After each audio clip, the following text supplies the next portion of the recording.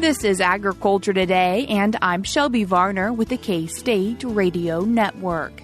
A cattle market update with Iowa State University livestock economist Lee Schulz begins today's show. He discusses export data and a tool that can help producers understand how much they can afford for replacement heifers.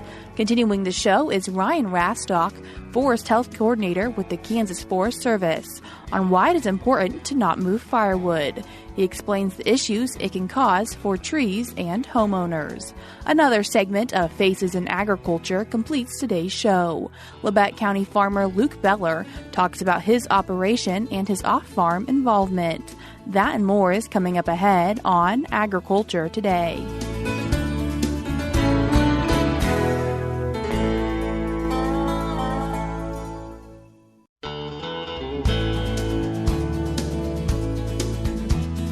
You're tuned in to Agriculture Today, and we start our Monday show with a cattle market update. And this week, we're joined by Iowa State University livestock economist Lee Schulz. Lee, thanks for joining us today. Thanks for having me once again. Lee, kicking off our cattle market conversation with what is cash looking like? Well, cash trade last week was really at a standstill. You looked at prices in really the range of 169 to 171. I think really this cash market is waiting a bit to see what's going on with futures.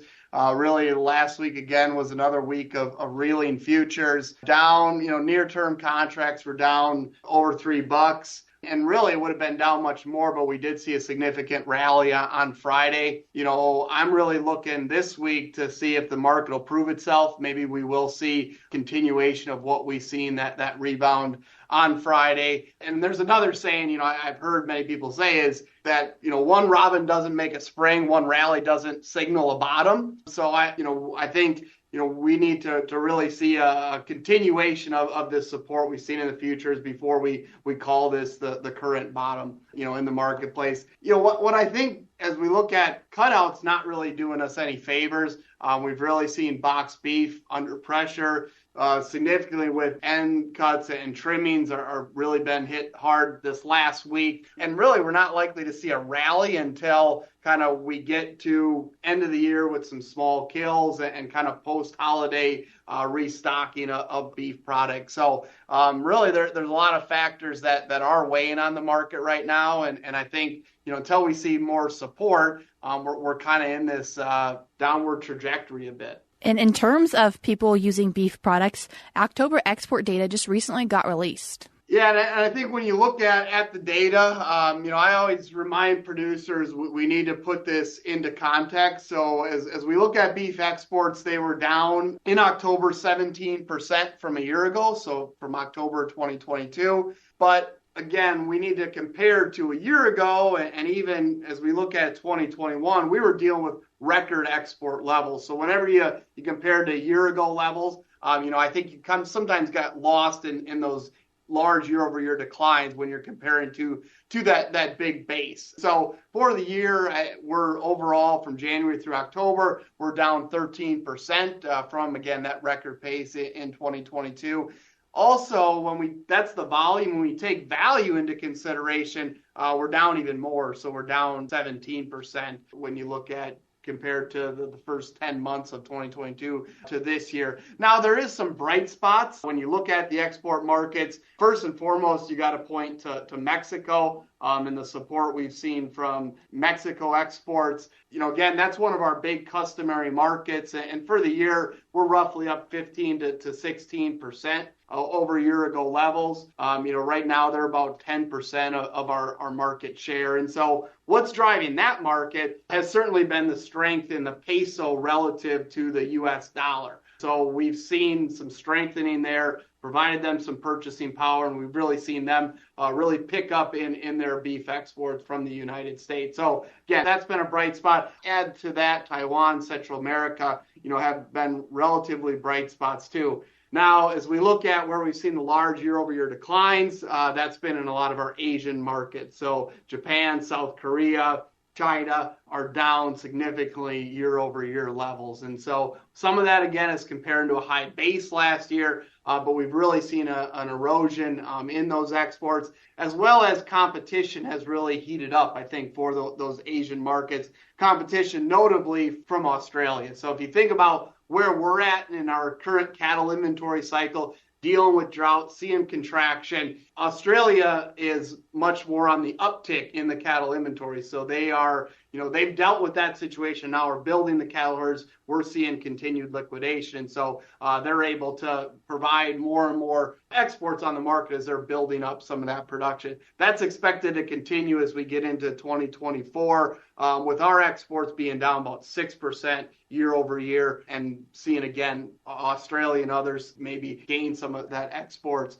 Also note that we're expecting imports here in the U.S. to increase next year as we're seeing tighter and tighter production, and so over the next several years we'll see that trade balance change as we adjust to tighter production here in the United States. And for producers who are maybe thinking about some replacement heifers, what are a few things they might want to take into consideration? So as I noted, I think we are very much still in the liquidation phase of the current cattle inventory cycle. Why I'm pretty confident in saying that is we have really record levels of heifers on feed. Roughly 40% of the cattle on feed are heifers. As you look at our beef cow culling rate, we're only second to last year in the number or the percentage of beef cows that we've culled. So, I think we're going to continue to see liquidation in this cattle inventory cycle. But as we're seeing drought conditions improve, especially in some key cattle producing states out west, and as the conditions are improving economically, as we're seeing profits return to the cow-calf sector, I think we're starting to see some expansion in the cattle industry.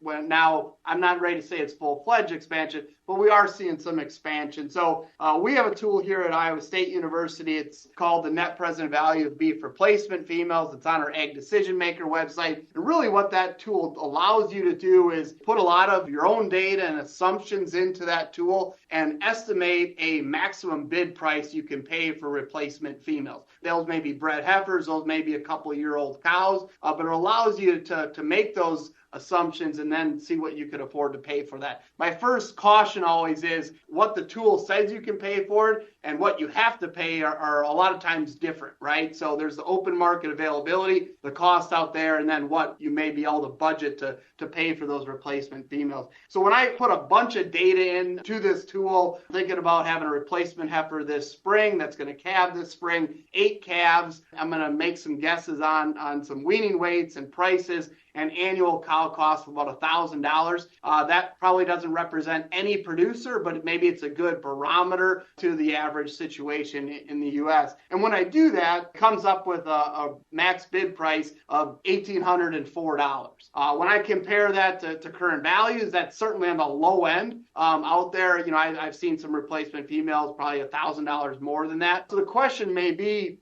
how could I afford to pay more? And I think that's the real value of this tool is you can do a lot of sensitivity analysis to say, hey, if we maybe expect higher prices, what's that mean in the case of how much more I can pay? And, one may be, well, what if I have an additional calf? So instead of 8 calves, I have 9 calves. In that scenario, really, you can't afford to pay much more. One reason is that dollar today is worth a lot more than $1 9 years from now. So we're discounting that cash flows, as well as you take into consideration prices 9 years from now relative to the cost 9 years from now. It's really a break-even situation if I get 8 calves versus 9 calves. Where the real value starts to maybe be increased, what I could afford to pay, is if we see some higher weaning weights. So that may be because of genetics. It may be because of your nutritional program. If you see higher calf and cull cow prices.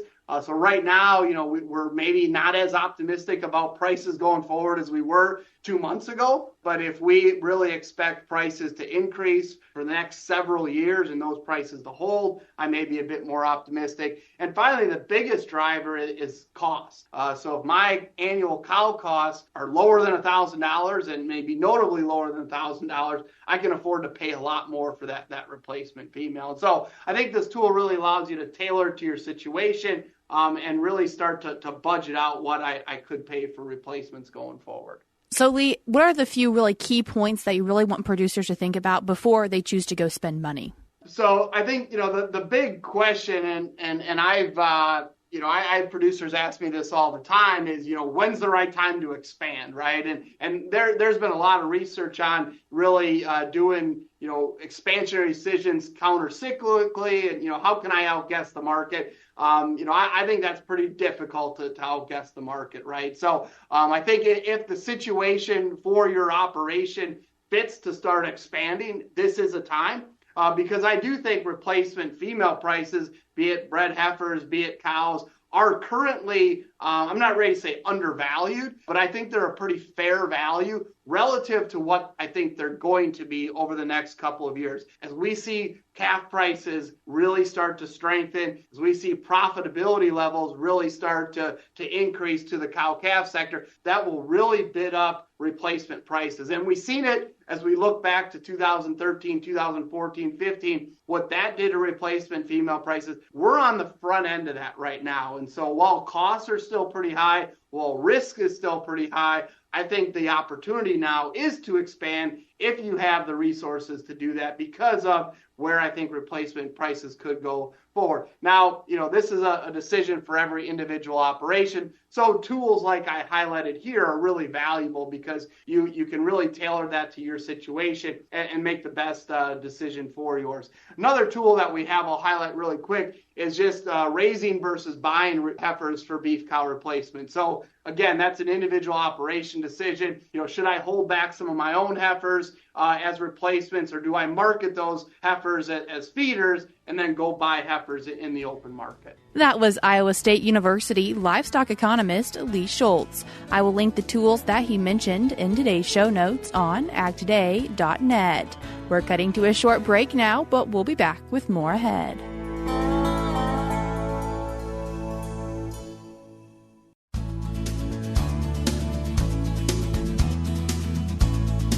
You're tuned in to Agriculture Today, and we continue our show discussing why it's important not to move firewood around. And then to talk about it, we're joined by Kansas Forest Service Forest Health Coordinator Ryan Rastok. Ryan, thanks for joining us again. Thanks for having me. It's fun. Ryan, what do we mean by not moving firewood around? Right, yeah, and so firewood is one of those things that a lot of tree pests, insects, and pathogens can kind of harbor those things, and so the further we move them around and the more we move firewood around, it sets the stage for those things to emerge and then maybe establish and harm or the health or even the longevity or the lifespan of our trees. So not talking about moving it from a wood pile to the house to burn, but from different counties or different states even? Absolutely. So we tend to say, burn it where you buy it or burn it where you cut it, because the longer distances you move that wood, the more likely you are to introduce something that you don't want. Now, not in all cases, but, in for example, something like emerald ash borer, if you're moving ash wood, that is a pretty big deal and can cause major infestations and a lot of tree mortality. And there are just things out there we're not even aware of yet. And so keeping that firewood as local as possible really kind of can contain potential outbreaks of things, pests and pathogens. You mentioned emerald ash borer, and so what are some other major concerns that you do see when it comes to firewood? Yeah, so I see there's an array of insects that we have not yet detected here in Kansas that can travel in firewood, namely things like Asian longhorn beetle and things of that nature. And so they're living inside of that wood. And so, if you're bringing in firewood from another state, say you go camping in Michigan or something, but you live in Manhattan, you go up there and, you get firewood, buy firewood, cut firewood, and you don't burn it all and you bring it down here, you are potentially introducing things from that area into here and vice versa, taking our wood and moving it over there. And so really that's a big concern. And we do see it getting moved around quite a bit at campsites and stuff like that. And you'll even see at campsites, don't move firewood signs and things like that. And for this, so does storage matter? Storage certainly does matter, and then kind of where you source your wood if you do need to move it longer distances. You can actually see labels on some of these bundles of wood that'll say if it's been, however it's been handled and if it's safe to do so and been certified by, USDA or something of that nature. And then also just where you kind of stack your wood, how you handle it.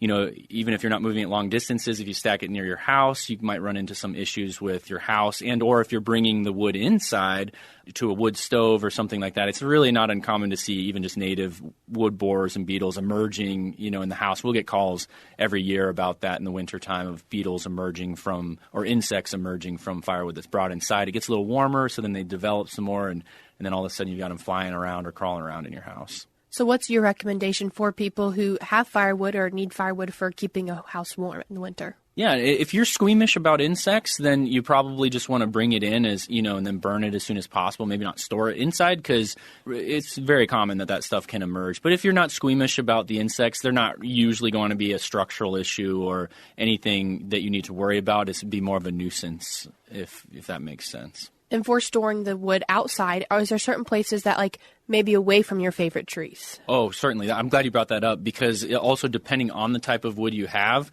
if you take that wood and put it next to, say, the same species, for example, just using emerald ash borer as an example, if you have a stack of ash firewood and you put it next to an ash tree, it's possible, likely, that you'll actually introduce emerald ash borer into that tree you're trying to preserve if you're treating it or something. Elm, very common, if you're putting elm wood next to elm trees, and Dutch elm disease might be a consideration if it's in there. Are there things that people could see on a piece of firewood that would alarm it to be concerning?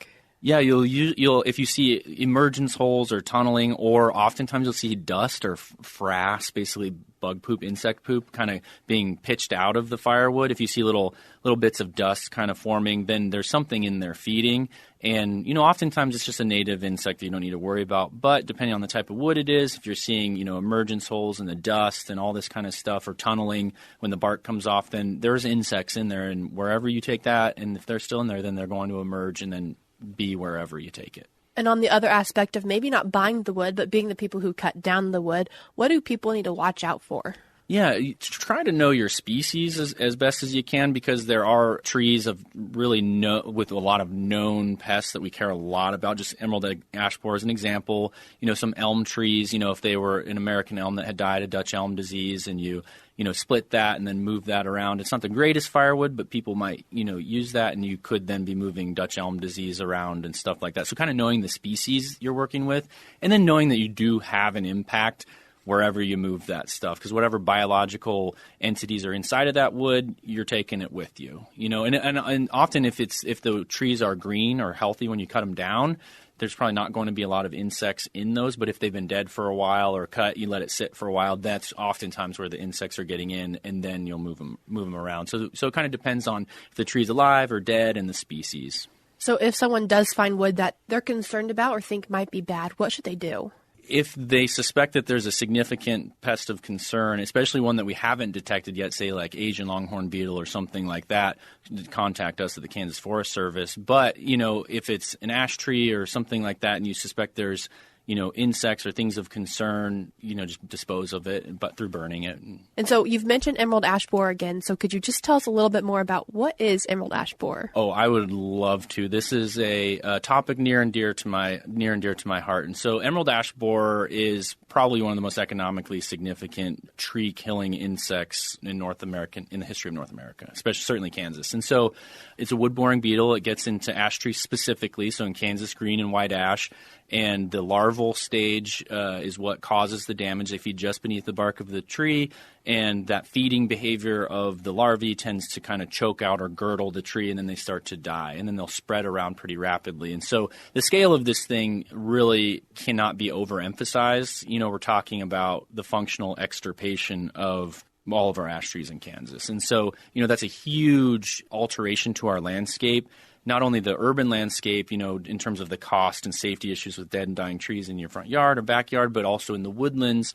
Ecologically, we're seeing successional changes associated with losing these trees with different species. Or if you consider invasive plants and you have, ash trees that are dying from emerald ash borer, and you have something like bush honeysuckle that's in the understory, that can give it a leg up to establish in there and kind of make those issues worse if the conditions are right. What does emerald ash borer look like then? So the adults are a small, kind of elongated emerald green beetle. The scale, they could fit on a penny, basically.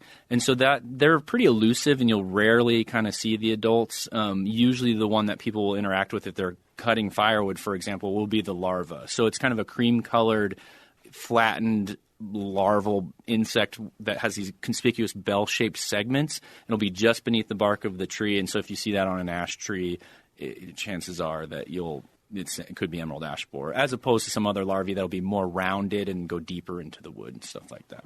And Ryan, so as we wrap up today's conversation about firewood, what are a few things that you often see people just forgetting about when it comes to firewood? I think just moving it around and not even thinking about it, just throwing it into the bed of the truck and then driving to another state or county. It's not something that is really on a lot of people's radar, I think, because it's also kind of a latent issue. You have some wood that's infested, you're camping, you don't burn it, you don't want to waste the money, or you think you'll use it later, burn it by the end of the season. But a lot of people don't consider that there could be actual things living inside of there that could create an issue somewhere else. People want to find out more information about not moving firewood or learning more about emerald ash borer. Where can they do that? At kansasforests.org, that's our website. And then I believe there's also a website, Don't Move Firewood, that it has really good information about that. Ryan, I appreciate you taking the time to join us today and share with us some information about why it's important not to move firewood around. Awesome. Thank you so much. That was Forest Health Coordinator with the Kansas Forest Service, Ryan Rastok. If you'd like to find out more information on this topic, you can do that at kansasforests.org. Again, that is kansasforests.org. You can also check out don'tmovefirewood.org. Again, that is don'tmovefirewood.org. I will link both of these websites in today's show notes on acttoday.net. Before we cut to a break, we're now going to be joined by USDA's Rod Bain and USDA meteorologist Brad Rippey as they discuss how is drought coverage for winter wheat growing areas according to the first U.S. drought monitor this meteorological winter. Crops and drought is usually a quiet category on the U.S. drought monitor in the winter months. One exception, according to USDA meteorologist Brad Rippey, winter wheat, now heading into dormancy. The overall number for winter wheat in drought as of December 5th is 37%. Now, the good news is, even with still more than one-third drought coverage on that winter wheat crop, that is the lowest number we have seen at any time in the last year. Almost one-half less winter wheat acreage in drought from this time last year. And we did see a higher number during planting. We saw a peak in the autumn of 49% winter wheat in drought. So the numbers have crept downward. That is good news, and that explains why we're seeing our best overall U.S. winter wheat conditions since the 2019 planting season. This coming with pockets of drought in all the nation's major winter wheat growing areas. I'm Rod Bain reporting for the U.S. Department of Agriculture in Washington, D.C. Once again, that was U.S. Department of Agriculture's Rod Bain and U.S. Department of Agriculture meteorologist Brad Rippey. We're cutting to a short break now on Agriculture Today, but when we come back, we'll be joined by Luke Bellar for another segment of Faces in Agriculture. We're now cutting to that short break.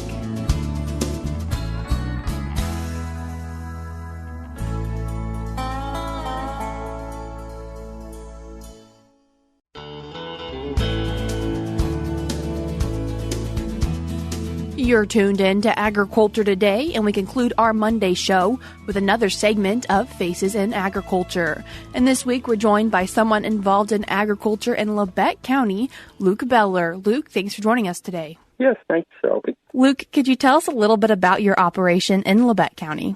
I grew up on the farm, but not this farm. I moved to this operation in the beginning of 2019, and kind of slowly but quickly took over this operation after not very long. The medical problems caused my employer to have to retire from the farm, not expectedly. And I've been managing this farm for the last 3 or 4 years. I've actually got my 4th wheat crop in the ground right now that is fully mine, and I farm in partnership with my brothers. Other than wheat, what else is on that operation?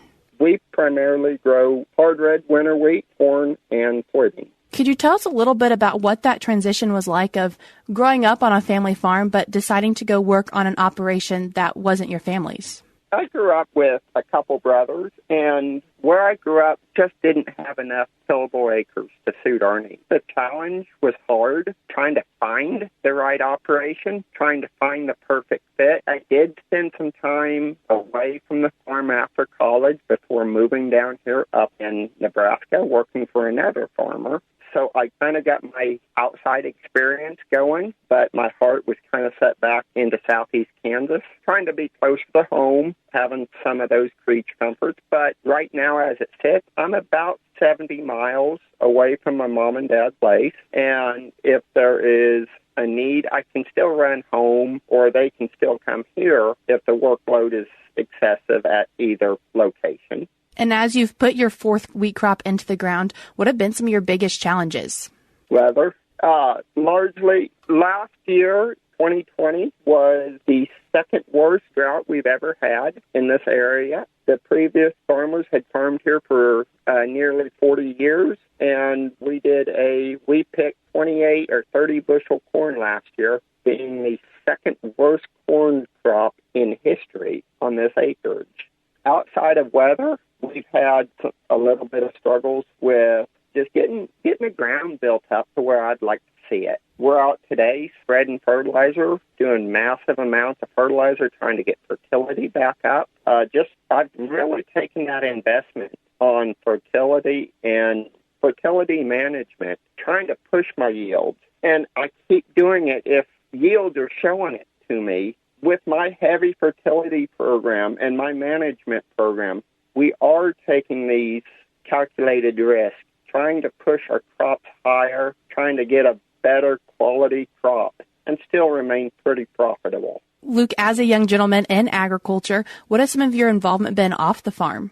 Off the farm, not being from around here, getting involved off the farm is a bit of a struggle. That's been a challenge. That's been a personal challenge of mine. But I have really tried to get involved by joining my local Farm Bureau. I'm now on the board. This January, I'm competing in Salt Lake City for a national competition at American Farm Bureau. Of course, I've joined my church. I'm an active member in there, sitting in on board meetings there, and as well working I'm on my local volunteer fire department. So, Luke, as we wrap up today's conversation, what makes you excited for the future of agriculture?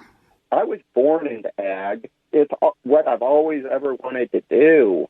And there's such great need out there for production ag. And I'd like to see my generational history of agriculture, of production, continuing on. Ag is such a great career. And there's so many learning opportunities out there if you're willing to put in the work, if you're willing to step outside of the box, whether it's at your home farm or someone else's farm. There's always something to do.